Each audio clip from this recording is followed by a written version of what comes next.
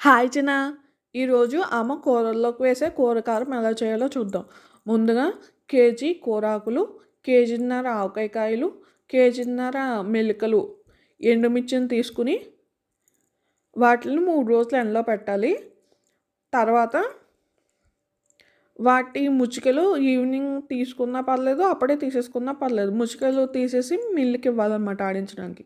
దాంతో పాటుగా జీలకర్ర, ధనియాలు, మెంతులు, వైటలు ఆ కప్పు 1 కప్పు దాని రేషియోలో నేను వీడియోలో చూపించినట్టు తీసుకో. అలాగే కేజీ ఎండుమిరపకాయలకి అరసోళ్ళు సాల్ట్ పడుతుంది. ఇవి మొత్తం ఉన్నాయి అన్ని కేజీలకి కేజీ సాల్ట్ సరిపోతుంది. సాల్ట్‌ని కూడా వేయించి తీసుకోవాలి. ఆ క్లిప్ మిక్స్ అయింది. ఇవన్నీ కూడా మూడో రోజు పొద్దున్న వేయించేసి సాయంత్రం వరకు ఎండలో పెట్టి సాయంత్రం మిల్లుకి ఎండుమిరపకాయలతో పాటు ఇవి కూడా ఇచ్చేస్తే వాళ్ళు అన్నీ సమానంగా ఆడేస్తారు. ఆ తర్వాత కారం ఇంటికొచ్చాక కారాన్ని మూత తీసుకొని పెట్టుకోవాలి.